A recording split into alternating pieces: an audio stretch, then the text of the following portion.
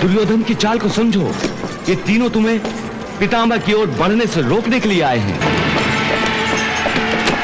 रुको सारथी।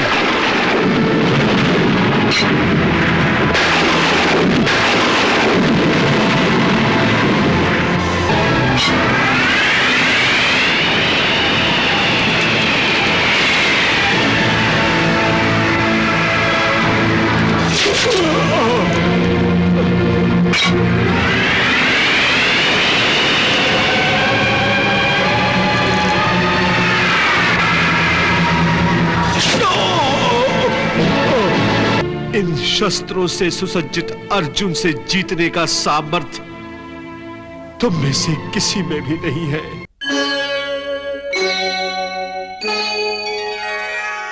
कल युद्ध भूमि पर इससे पहले कि मैं अपनी प्रतिज्ञा का पालन करते हुए तुम में से किसी का वध करूं, अर्जुन मेरा वध करेगा।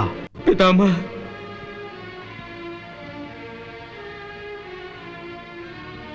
प्रिय पार्थ, तुम मेरी बताई गई रणनीति को अपनाकर विजय श्री प्राप्त करो।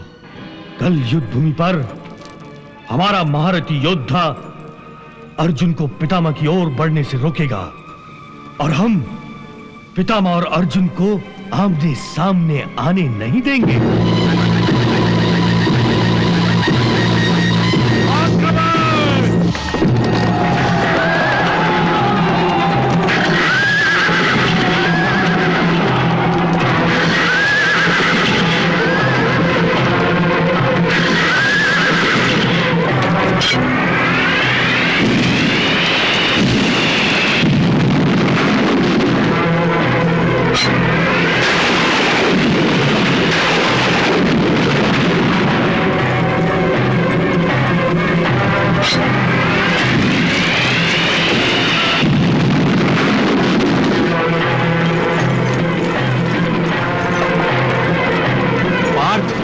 दुर्योधन की चाल को समझो। ये तीनों तुम्हें पितामह की ओर बढ़ने से रोकने के लिए आए हैं।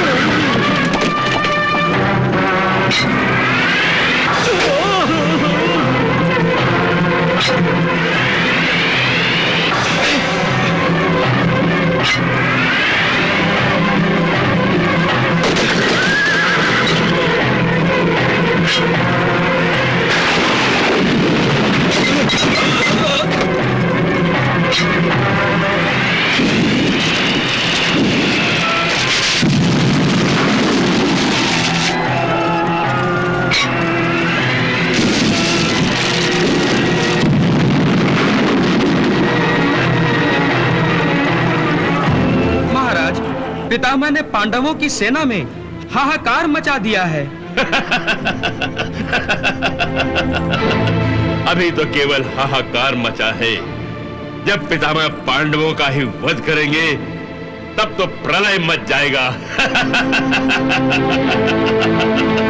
संजय, आज पांडवों का वध निश्चित है। अब ताश्री भीष्म को रोकना बिजलियों को बेड़ियां डालने के समान है, जो असंभव है।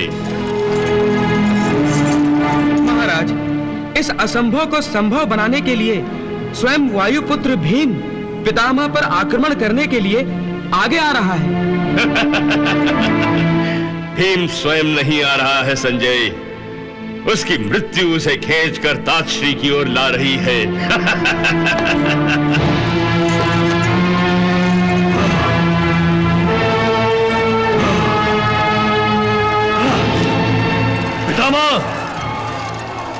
आपकी प्रतिज्ञा के पालन करने का समय आ गया है। भीम स्वयं आपके सामने आया है। उसे बचकर निकल जाने का अवसर मत दीजिए, मत दीजिए।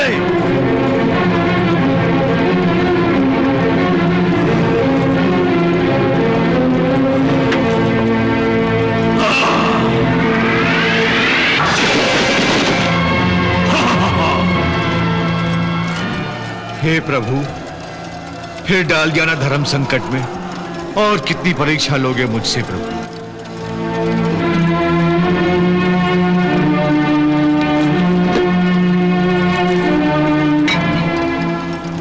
ये तो है ही बुद्धि का शत्रु कि जानते हुए कि मैंने पृथ्वी को निष्पांडव करने की प्रतिज्ञा की है, ये मुझसे युद्ध करने आ गया। समझ में नहीं आता मेरा वध करने के लिए अर्जुन को पहले ही क्यों नहीं भेजा। सावधान दामा। प्रभु, अब आप ही भीम की रक्षा कीजिए। पितामह, अपनी प्रतिज्ञा को याद कीजिए।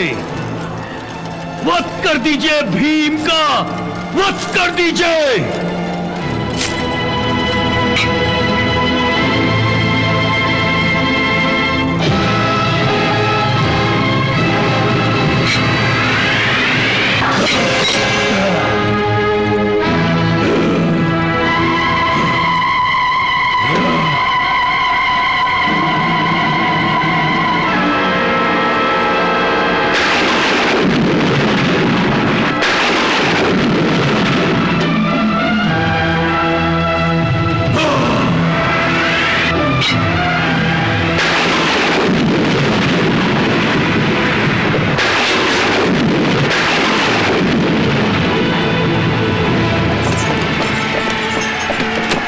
रुको सारथी।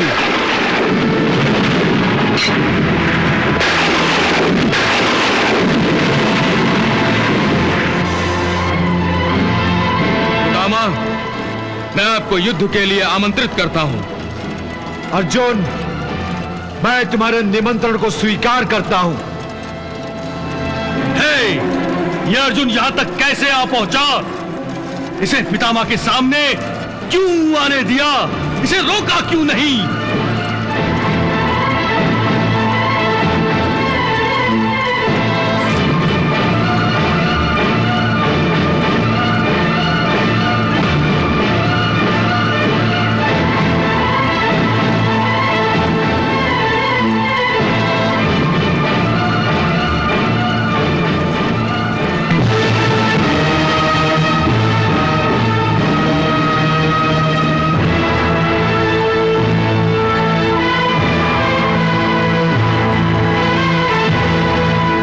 निमंत्रण स्वीकार कीजिए पितामह, मुझसे युद्ध कीजिए।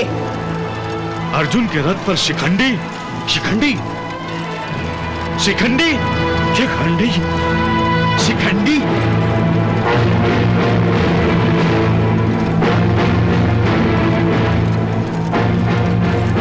ये कौन सी चाल चली है इन पांडवों ने? शिखंडी, शिखंडी अर्जुन के रथ पर क्या कर रहा है? संजय, क्या पितामह ने शिखंडी के निमंत्रण को स्वीकार किया? नहीं महाराज, पितामह तो युद्ध करते करते रुक गए हैं। सामने एक स्त्री को देखकर पितामह का धनुष बाण झुक गया है। पितामह, मुझसे युद्ध कीजिए। पितामह, आप रुक क्यों गए? धनुष पर बाण चढ़ाकर नीचे क्यों कर लिया? दुर्योधन, मैं किसी स्त्री पर हाथ नहीं उठाता, इसलिए मैं शिखंडिनी से युद्ध नहीं कर सकता। वो मेरे और अर्जुन के बीच अर्जुन की ढाल बनकर खड़ी हो गई है, तो मैं अर्जुन पर कैसे वार चलाऊं?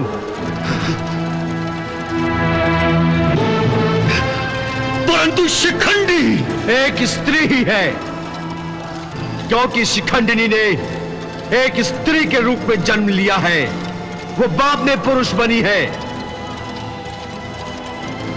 जैसे एक ब्राह्मण जन्म से ब्राह्मण होता है और इस सत्य को बदला नहीं जा सकता, इसी प्रकार जो स्त्री बनकर जन्मी है वो सदा स्त्री ही रहेगी।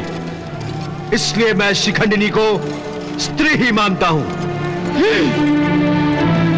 इसीलिए मैं शिखंडी पर वार नहीं कर सकता, नहीं कर सकता। पितामह, ये पांडवों की चाल है और इस चाल में फंसकर आप अपनी प्रतिज्ञा पूरी नहीं कर सकेंगे। यदि पितामह आप अपनी प्रतिज्ञा पूरी नहीं कर सकते तो ना करें, मैं अपनी प्रतिज्ञा अवश्य पूरी करूंगा। आप मुझ पर वार करना नहीं चाहते, परंतु मैं आप पर अवश्य वार करूंगा।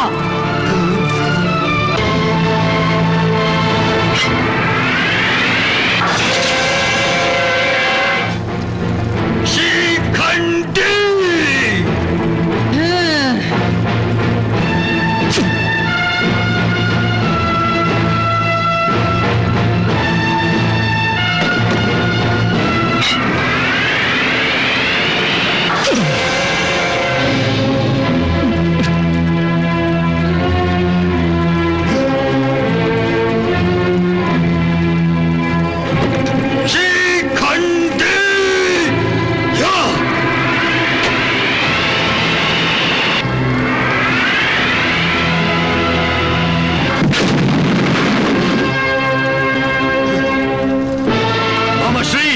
दुशासन, महाराज शल्यराज, पितामह शिखंडी को एक स्त्री मानते हैं तो क्या, परंतु हम तो उसे एक पुरुष मानते हैं। हम तो उस पर वार कर सकते हैं। चलो सभी मिलकर शिखंडी का वध कर दो, नहीं तो पितामह का वध हो जाएगा। पितामह का वध! शिखंडी की रक्षा करो, कौरवों के आक्रमण से शिखंडी को बचाओ। अर्जुन की सहायता के लिए उन्हें युद्ध में उलझाए रखो।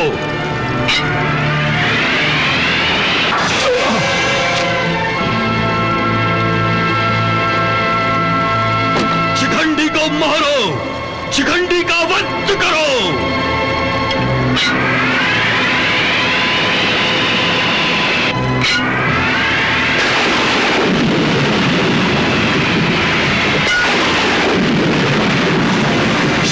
रक्षा करो।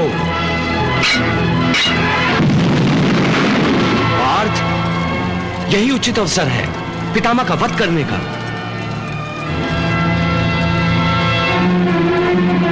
यदि तुमने यह अवसर भी गंवा दिया तो समझ लो पांडवों का वध निश्चित है, क्योंकि विवश होकर पितामह अपनी प्रतिज्ञा अवश्य पूरी करेंगे। शिखंडी का वध करो, शिखंडी की रक्षा करो।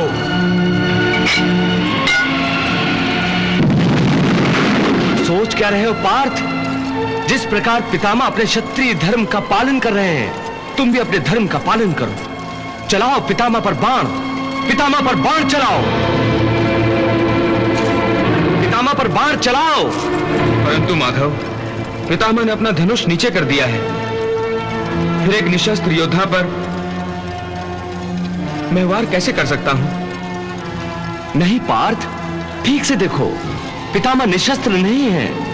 उन्होंने जानबूझकर धनुष अपने हाथ में रखा है ताकि तुम्हें संकोच न हो कि एक निशस्त्र योद्धा पर तुम वार कैसे करोगे, और तुम फिर भी संकोच कर रहे हो। परंतु शिखंडी बाण छोड़ तो रहा है पितामह पर, वही करेगा पितामह का वध।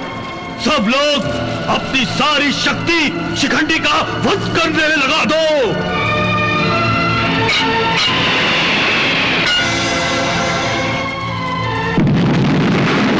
पार्थ, शिखंडी के बाणों में इतनी भी शक्ति नहीं कि पितामह का कवच ही तोड़ सके।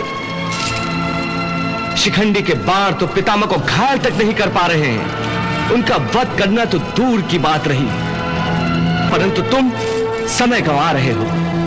केशव, शिखंडी की आड़ लेकर उसके पीछे छुपकर किसी पर बाण चलाने का अर्थ है कायरता। केशव, मैं अपने क्षत्रिय धर्म से विद्रोह नहीं कर सकता। मुझे तुम्हारी बातों पर हंसी आ रही है। क्या तुमने कवच नहीं पहना? कवच तो पहना है। क्यों पहना है? क्या कवच पहनने से अधर्म होता है? युद्ध में तो हर योद्धा अपनी सुरक्षा के लिए कवच पहनता है, इसमें अधर्म कैसा? तो फिर यूं समझो पार्थ कि शिखंडी तुम्हारा कवच है, फिर कवच को ढाल बनाकर युद्ध करने से कैसे संकोच? इसमें अधर्म की कोई बात नहीं। तुम निसंकोच होकर पितामह पर बाण चलाओ।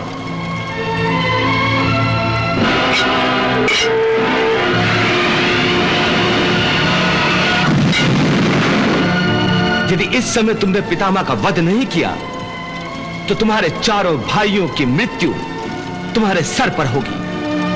दोनों में से एक बात चुन लो, या तो पितामह का वध करो या तो अपने चारों भाइयों को मौत के मुंह में ढकेल दो। चारों भाइयों की मौत? हां पार्थ, उनके लिए तो पितामह का एक एक बाण ही काफी है।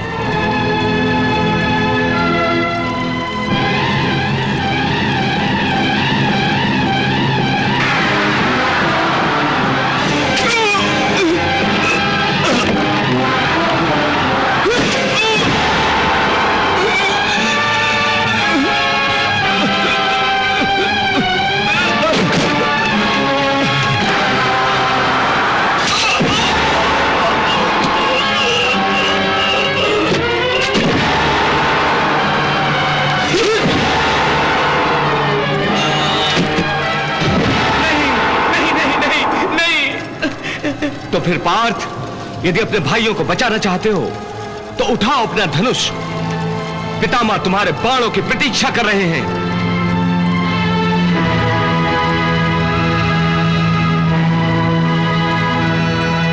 चलाओ पार्थ, चलाओ अपने बाण।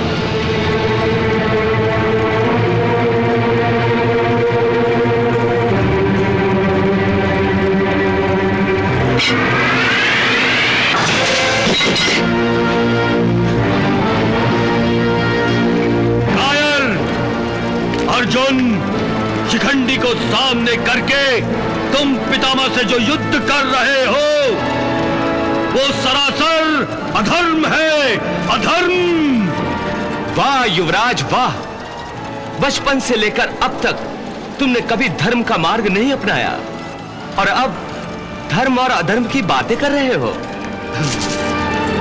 यदि आपके लिए शकुनी मामा पांसे फेंक सकते हैं तो अर्जुन के लिए शिखंडी भी कवच बन सकता है। इसमें कोई अधर्म नहीं, अर्जुन धर्म युद्ध ही कर रहा है। रुक क्यों गए पार्थ, चलाओ बाण।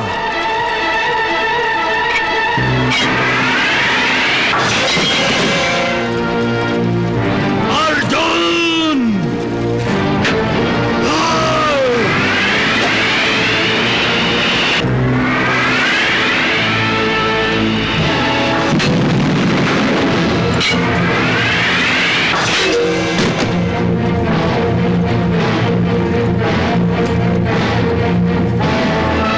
पार्थ, आक्रमण की गति बढ़ाओ।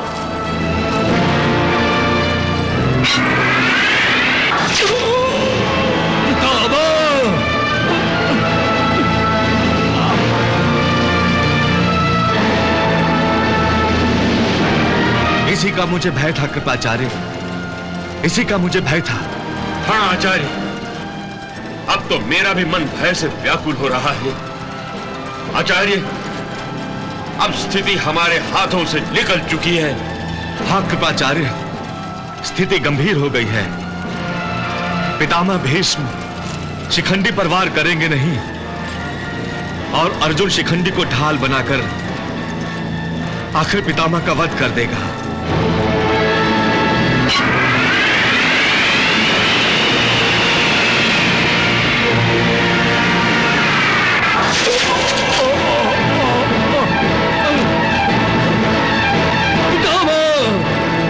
पार्थ, चलाओ बाण।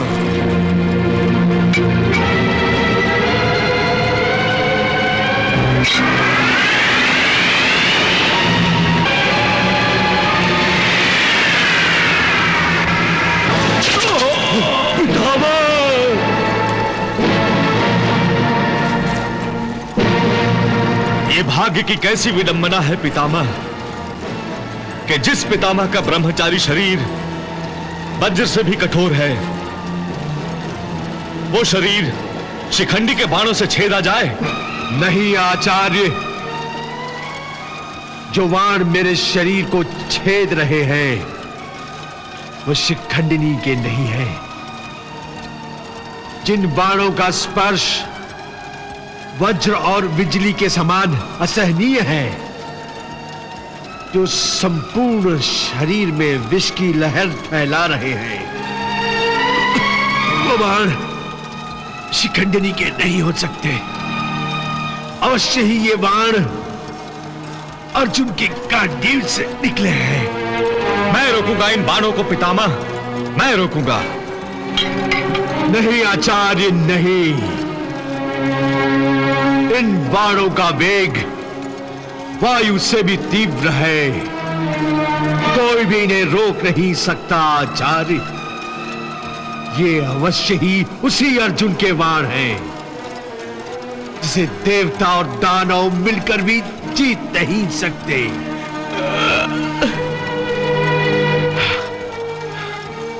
ऐसे वीर पोते के हाथों में हार रहा हूं आचार्य।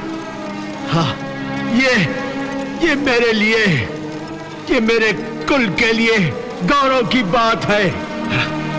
परंतु अभी मैंने पूरी तरह हार नहीं मानी है।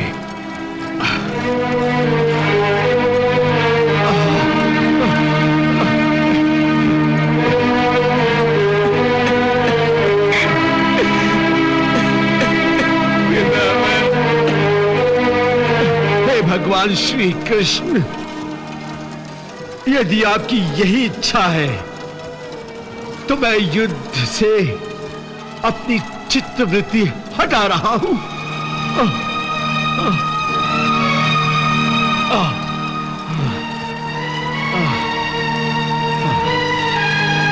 पार्थ, चलाओ बाण।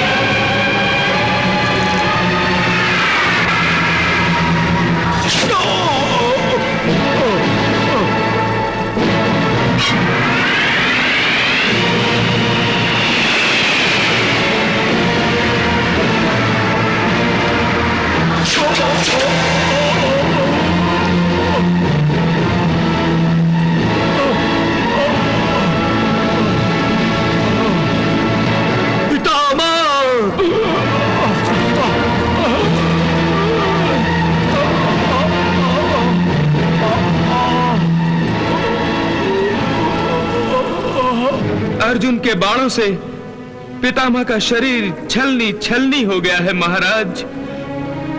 किसी भी क्षण पितामह का पतन हो जाएगा। उनकी अवस्था अच्छी नहीं है महाराज।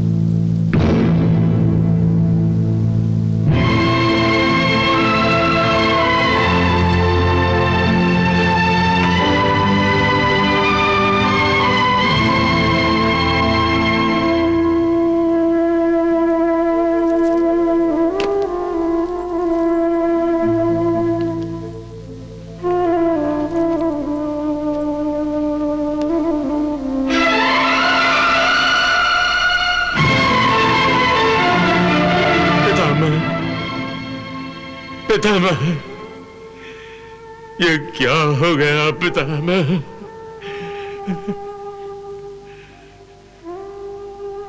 महाराज, महाराज, महाराज, महाराज, अपने आप को संभालिए महाराज, महाराज। पितामह, पितामह,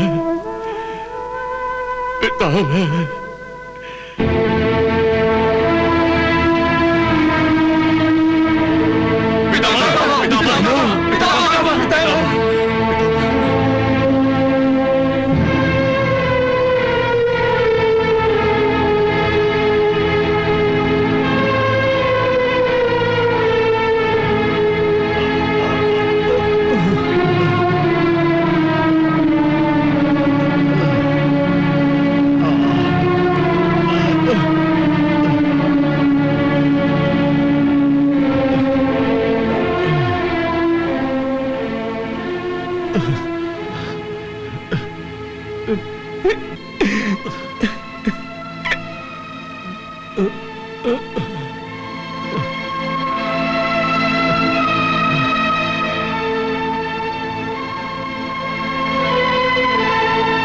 मेरे वीर पुत्रों, तुम सबका स्वागत है।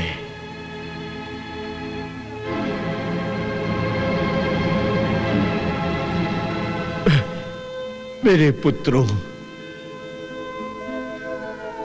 धरती पर खींची हुई एक लकीर ने एक परिवार के भाई भाई को अलग अलग कर दिया था, परंतु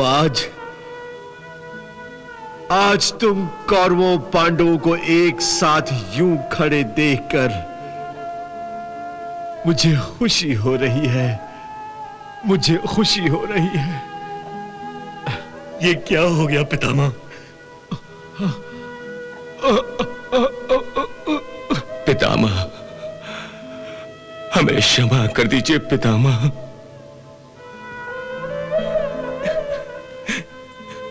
पितामह,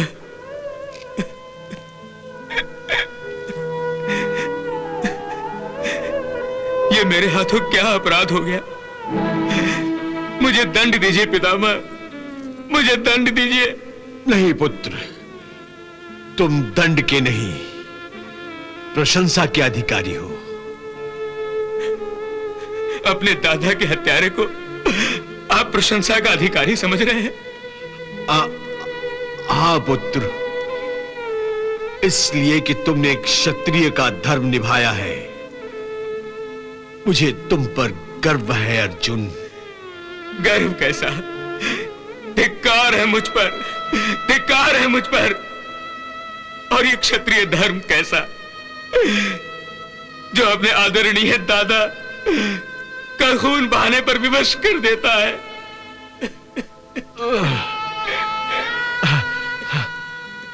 प्रणाम प्रभु।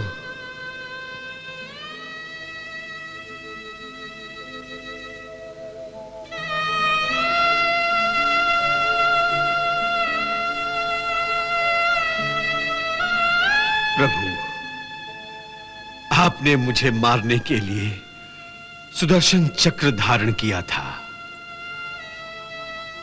परंतु न मारकर निराश भी किया था। मैं आपके बाणों से मरकर तुरंत मोक्ष प्राप्त कर सकता था, परंतु आपने मेरे लिए ये सम्मान पूर्वक मृत्यु निश्चित कर रखी थी। मैं नहीं जानता कि मेरे बाद किसी वीर को तीरों की शैया पर यूं लेटकर मृत्यु को गले लगाना नसीब होगा भी कि नहीं, परंतु इस शैया में एक कमी रह गई प्रभु। तकिया नहीं है सर के नीचे। मेरी गर्दन दुख रही है। तुम लोग जाकर कोमल तकिए लाओ। नहीं दुर्योधन, तीरों की शैया पर लेटने वाले यदि कोमल तकिए पर सर टिकाए तो ये उनकी वीरता का अपमान होगा। अंतिम समय में तुम मेरा अपमान मत करो पुत्र। धनंजय, आज्ञा पितामह। जिस प्रकार तुमने अपने दादा के लिए शैया का प्रबंध कर दिया, उसी प्रकार तकिए का प्रबंध नहीं करोगे? जो आज्ञा पितामह।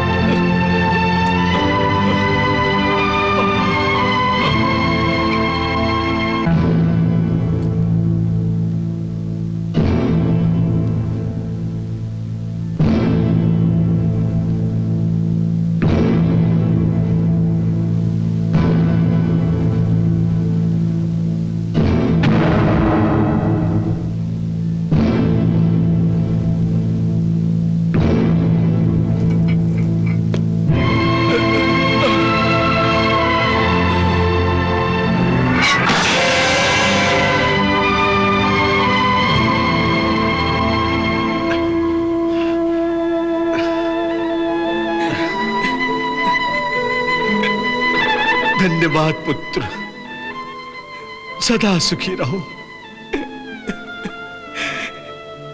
पितामह, आप सदा हमारे सुख की कामना करते रहे। बचपन से ही आप हमें सुख ही सुख देते आए,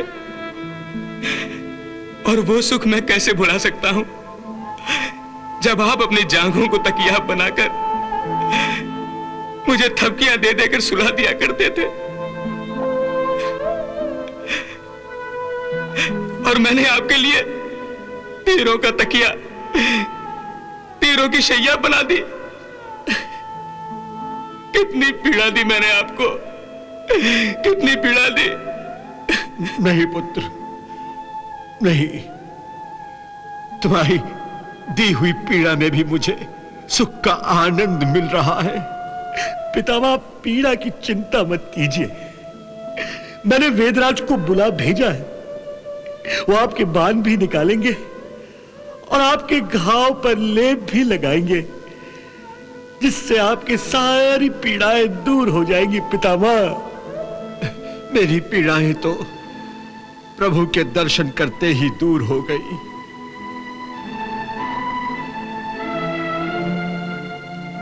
देह और आत्मा की पीड़ा को दूर करने वाला श्री कृष्ण से बढ़कर कोई और हो सकता है इस त्रिलोक में?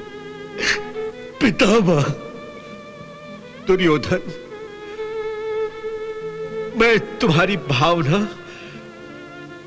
तुम्हारा प्यार समझता हूं, परंतु तुम मेरी भी मनोकामना सुनो। मेरे शरीर से ये बाण मत निकालो। मेरे शरीर से बाण निकालकर मुझसे मेरी ये वीर शैया मत छीनो।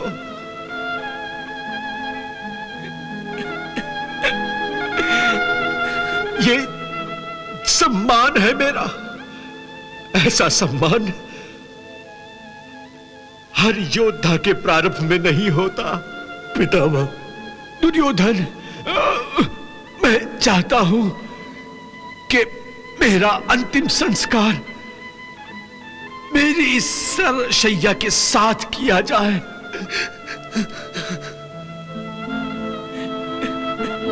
परंतु पितामह, दुर्योधन, क्या तुम मेरी अंतिम इच्छा भी पूरी करना नहीं चाहते? जो आज्ञा पितामह, जो आज्ञा। और कोई आदेश? मुझे प्यास लगी है। जाओ, पितामह के लिए शीतल जल का प्रबंध करो। नहीं दुर्योधन, नहीं, मुझे पृथ्वी लोक के भोग की आसक्ति नहीं रही, इसलिए मुझे शीतल और सुगंधित जल में कोई रुचि नहीं रही।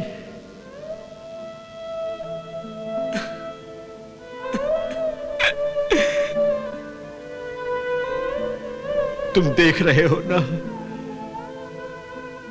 इस धरती से मेरे शरीर का संबंध टूट गया है।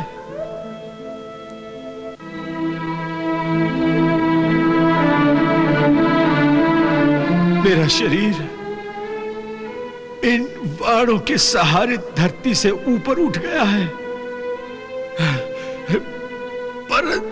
परंतु मुझे इस धरती से एक ऋण लेना है। धनंजय, धनंजय। आज्ञा पितामह। ये गंगा पुत्र अपनी गंगा माता से मिलने के लिए उनके चरणों तक तो स्वयं नहीं जा सकता। क्या उनके दर्शनों की प्यास नहीं बुझाओगे? जो आज्ञा पितामह।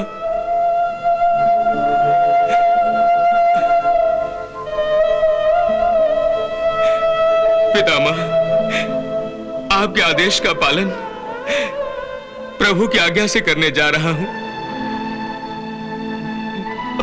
विष्णु पाद प्रसुतासी वैष्णवी नाम धारिणीम पाहि माम सर्वतां गंगा त्रिपथ गामिनी।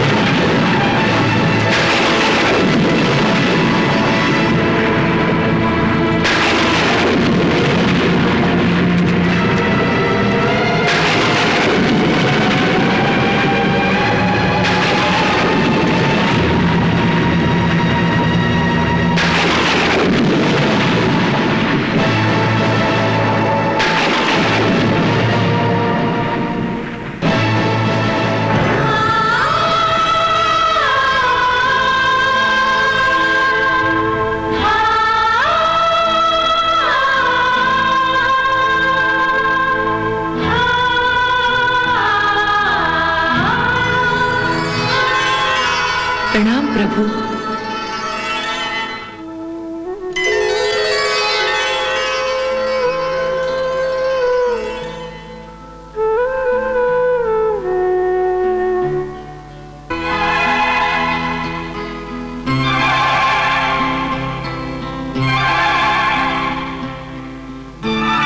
प्रणाम माते। पुत्र, तुम्हारी इस दशा में मैं तुम्हें आशीर्वाद भी क्या दूं? माते, आपका आशीर्वाद तो सदा मेरे साथ है। बस इसके अतिरिक्त मुझे और क्या चाहिए? आपके दर्शन पाकर मन आत्मा सब तृप्त हो गए। संसार में जब पहली बार मैंने आंखें खोली, तब आपने अपने दूध की जीवन अमृत बनाकर मेरे मुंह में टपकाया था।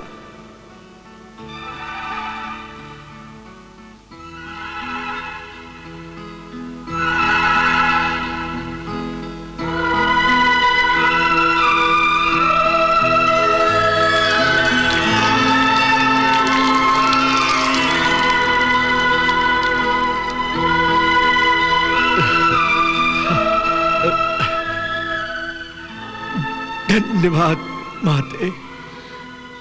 पुत्र, जब तक तुम अपनी इच्छा से पृथ्वी लोक पर हो, मेरा जल तुम्हारी तृष्णा मिटाता रहेगा और घटा बनकर तुम्हारी शैया पर छाया करता रहेगा। माते, मन तो करता है कि मैं भी आपके साथ इस संसार को छोड़कर चलूं, पर नहीं। अभी मुझे इस धरती के कुछ कर्तव्य निभाने हैं। जब तक तुम इस प्रकार व्याकुल और दुखी हो, तब तक मेरा मन भी तुम्हारे लिए व्याकुल रहेगा। माता, मेरी व्याकुलता तो तभी समाप्त होगी जब मेरी अस्थियां आपके शीतल जल में प्रवाहित की जाएंगी। पुत्र, यहाँ तो साक्षात प्रभु तुम्हारे सन्मुख हैं। इनके स्मरण मात्र से ही सारे कष्ट कट जाते हैं।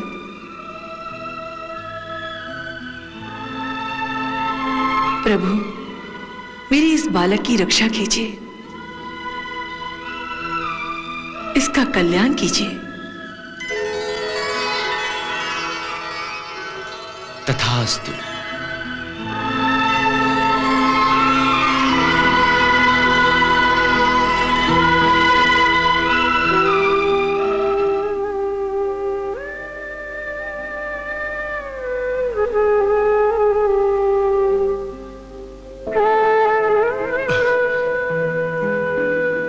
गुरु द्रोणाचार्य। आज्ञा पितामह। सारी योद्धा दिन भर युद्ध करके थक गए होंगे, अब उन्हें विश्राम की आवश्यकता है। आप इन्हें शिविर में ले जाइए। आप हमारी क्यों चिंता कर रहे हैं पितामह? हम आपको छोड़कर कैसे जा सकते हैं? गुरु द्रोण, मुझे एकांत की आवश्यकता है, एकांत की। नहीं पितामह, नहीं। हम आपको इस दशा में अकेला छोड़कर कैसे जा सकते हैं? आपकी देखभाल करना हमारा कर्तव्य है पितामह। आप ये सोच भी कैसे सकते हैं पितामह कि हम आपको अकेला छोड़कर चल देंगे? मैं तो आपके साथ ही रहूंगा पितामह, आपकी सेवा करूंगा, आपको कुछ नहीं होगा। नहीं अर्जुन, मुझे कुछ नहीं होगा, कुछ नहीं होगा मुझे। प्रभु, अब आप ही इन्हें समझाइए, कृपया इन्हें ले जाइए भगवान। अर्जुन, पितामह को कुछ नहीं होगा, और हो भी कैसे सकता है? मृत्यु जिनके आगे स्वयं हाथ बांधे खड़ी हो कि प्राण ले जाने की आज्ञा दीजिए, ऐसे पितामह का कोई क्या बिगाड़ सकता है? गुरु द्रोण, आप इन सबको ले जाएं। मुझे दुर्योधन से अकेले में बातें करनी है।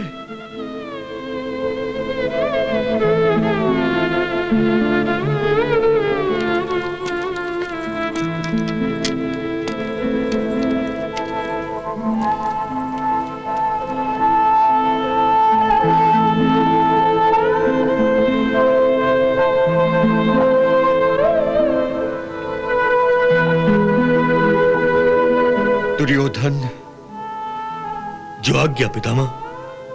तुमने स्वयं अपनी आंखों से देख लिया अर्जुन ने किस प्रकार अपने धनुष के बाणों से गंगा माता को प्रकट किया था। अर्जुन जैसा दूसरा पराक्रमी कोई नहीं है। तुम अर्जुन की शक्तियों को नहीं जानते। अर्जुन के पास वो भयंकर दिव्यास्त्र है जिन्हें केवल देवता या स्वयं भगवान कृष्ण ही जानते हैं। इन अस्त्रों में अग्नेय, वायुव्य, वारुण, इंद्र, पाशुपतास्त्र आदि भी हैं। इन शस्त्रों से सुसज्जित अर्जुन से जीतने का सामर्थ्य तुम में से किसी में भी नहीं है। इसलिए दुर्योधन, अब भी समय है। अपने शेष भाइयों के प्राणों की सुरक्षा कर लो, पांडवों से समझौता कर लो।